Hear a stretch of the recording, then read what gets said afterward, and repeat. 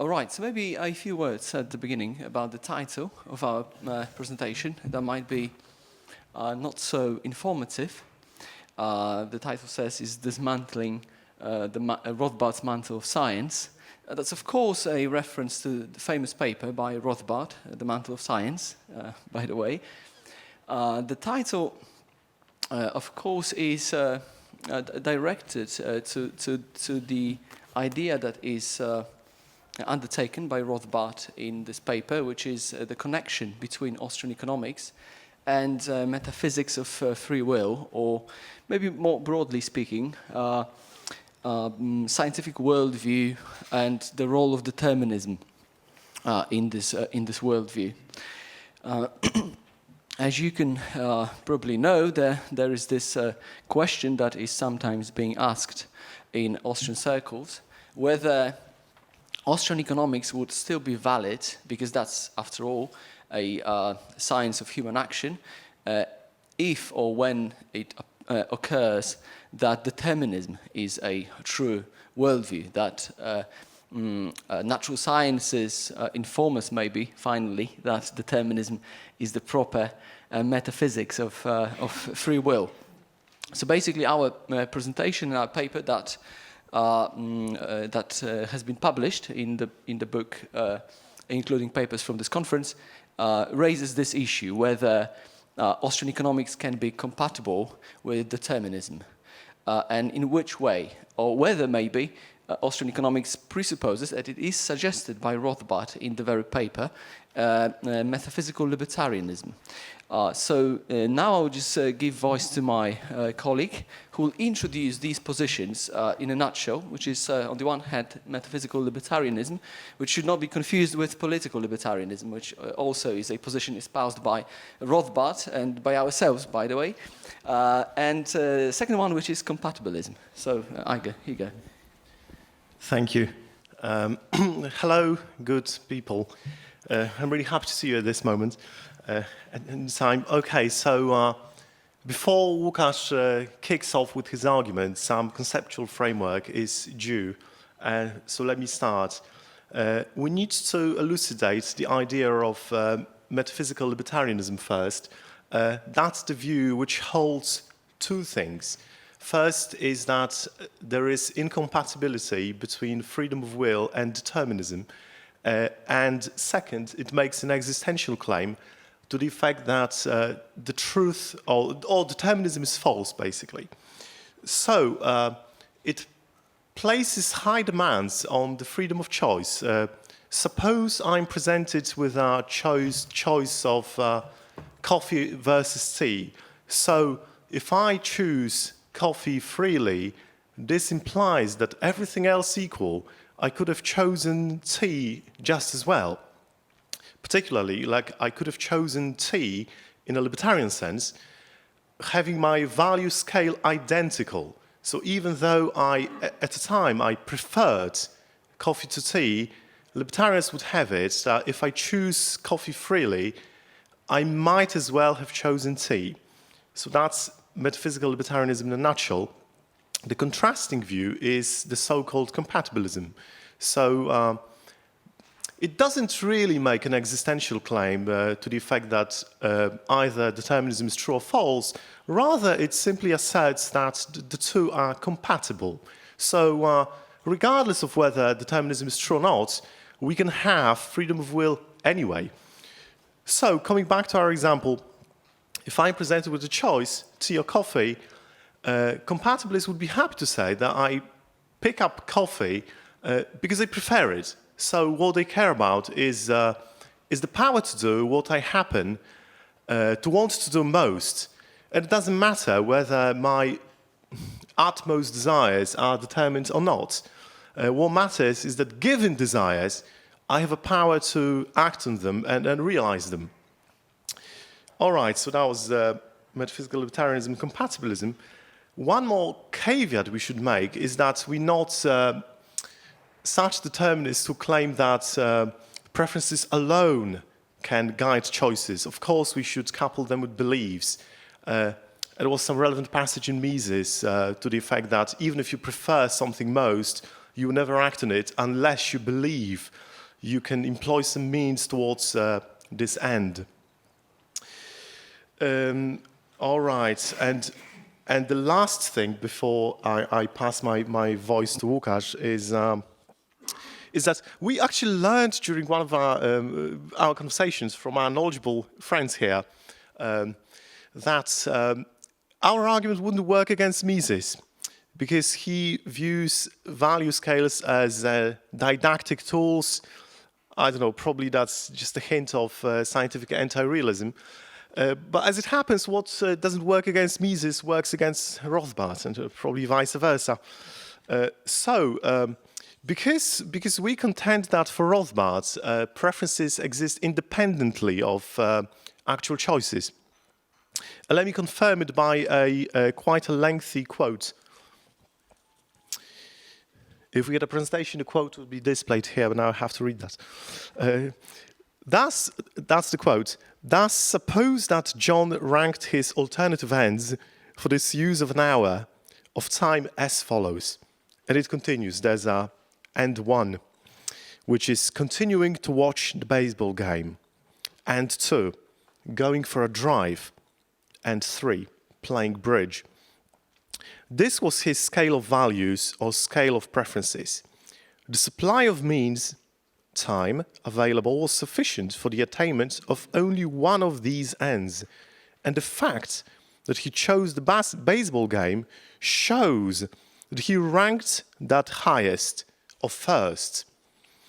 Suppose now that he's allocating 2 hours of his time and can spend an hour on each pursuit.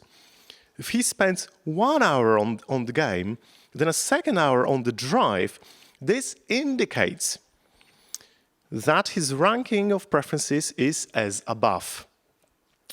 The lowest ranking end, playing bridge, goes unfulfilled. So we have a clear indication that Rothbard believes there are such preferences which are basically not demonstrated in action.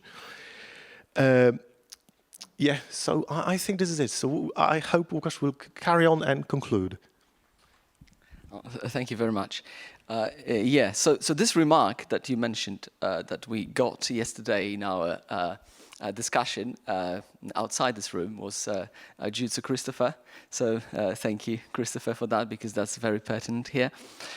Obviously, we have some support, as now indicated by this quotation from Rothbard, that Rothbard subscribes maybe to something that might be called, although that's not a term of art, evidential review, which is basically actions are sort of evidences of or evidence of preferences. Okay, anyway, there are probably many arguments. We included some of them in our paper to the effect that Austrian economics would be, first of all, compatible with compatibilism. But we also have a stronger argument, and because the stronger argument implies the weaker argument, we will just focus here on the stronger argument. So the stronger argument is that not only Austrian economics in Rothbardian vein, not Misesian again, although Mises was friendly of determinism in a sense that he said, and that again reminded to us by Karl yesterday, that he said that Austrian economics wouldn't exclude determinism, so that might go both with determinism and libertarianism. But but the strong argument we would like to make is basically that Rothbardian Austrian economics, with this evidential review that has just been mentioned, is that it requires compatibilism. So it's not only compatible with compatibilism, but it also requires compatibilism. So our suggestion here would be, for the argument to that effect, would be that if we really look at value scales, then we can conduct the following thought experiment. So imagine that we have this value scale. Maybe I'll manipulate with that a little bit more to make it a little different.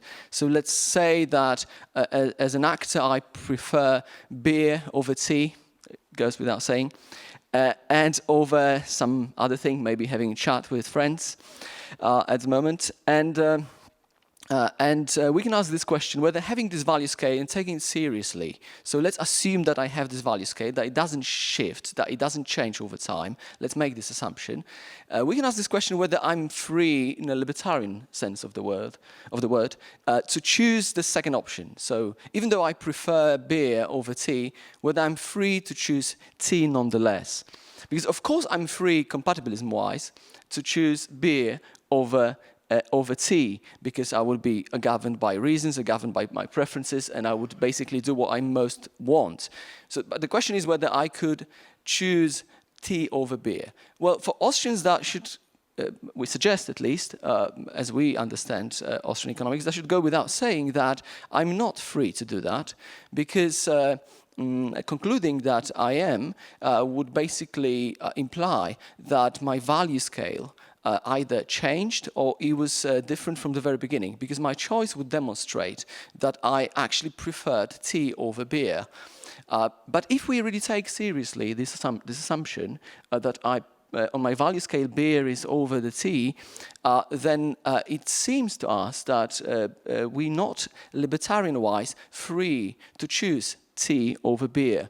So the very concept of value scale, provided that it is coupled with evidential review as expressed by Rothbard, at least in this pertinent quote, would require that as far as we're moving within the value scales, we are not free, libertarian-wise, to choose something that is suboptimal.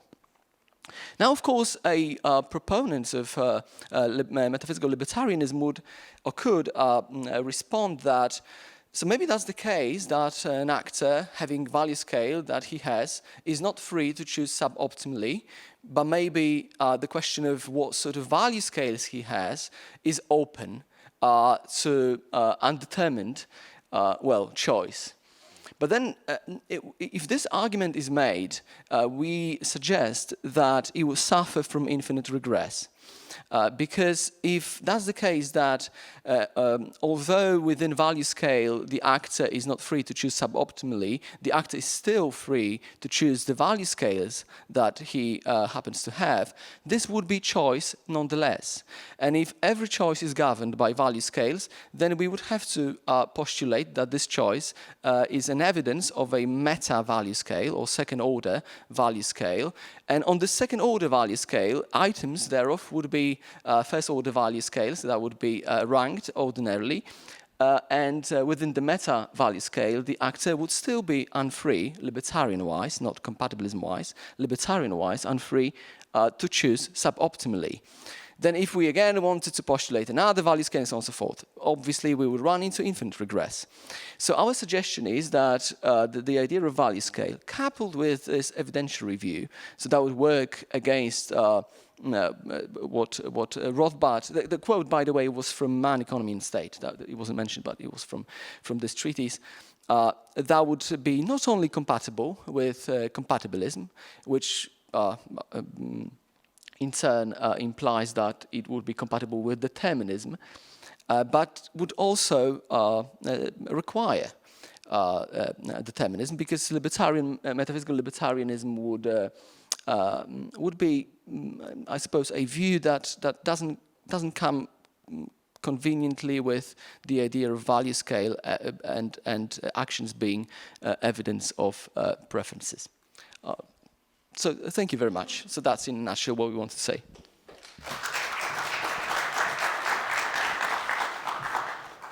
Thank you, Łukasz and Igor. Are there any questions?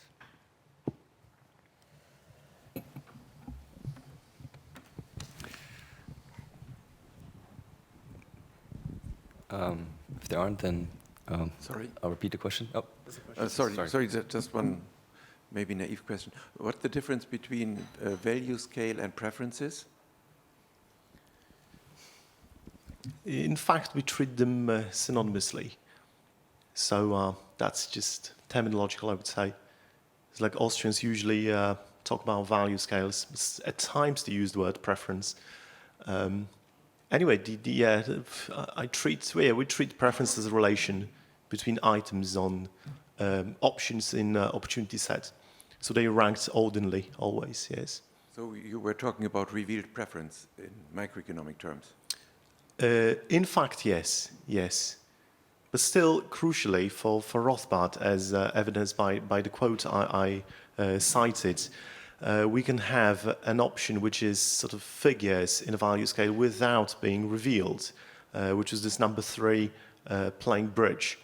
So he's sort of explicit about it. He says it goes unfulfilled. So we economize, like the case was economizing 2 hours. So he spent first hour on watching the baseball game, second hour on going for a drive. The third hour, which he didn't have, and he couldn't devote to his preference number 3. So we take it as evidence that those preferences exist independently of actual choices.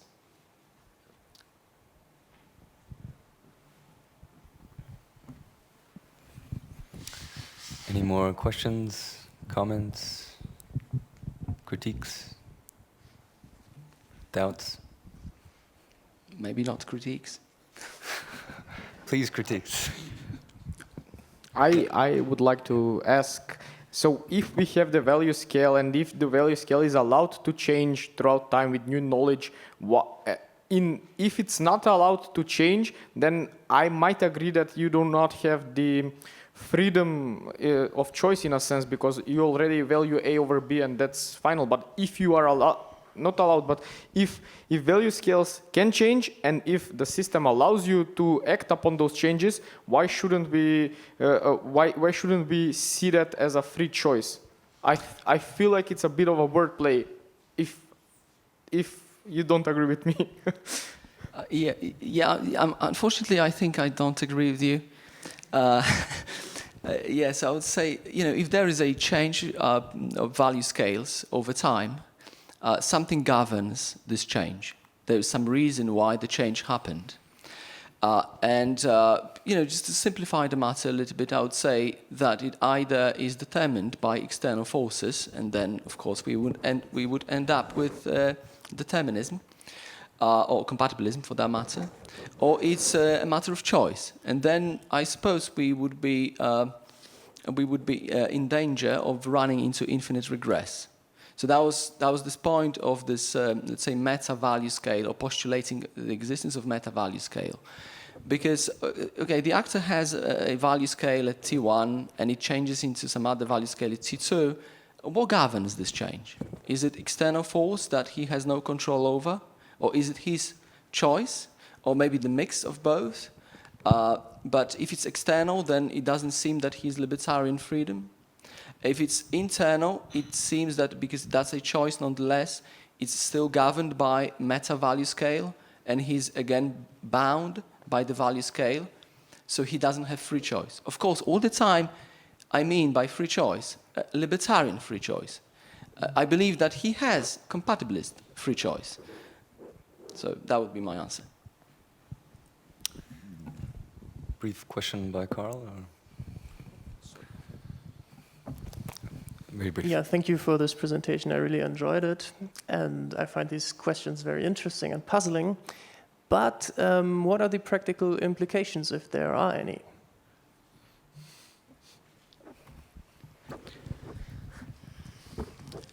Yeah, I'm tempted to say none. After all, it's philosophy. What would we expect? But I'll venture maybe I don't know, some hints why there is any practical, maybe some sort of further implications. Well, I believe that.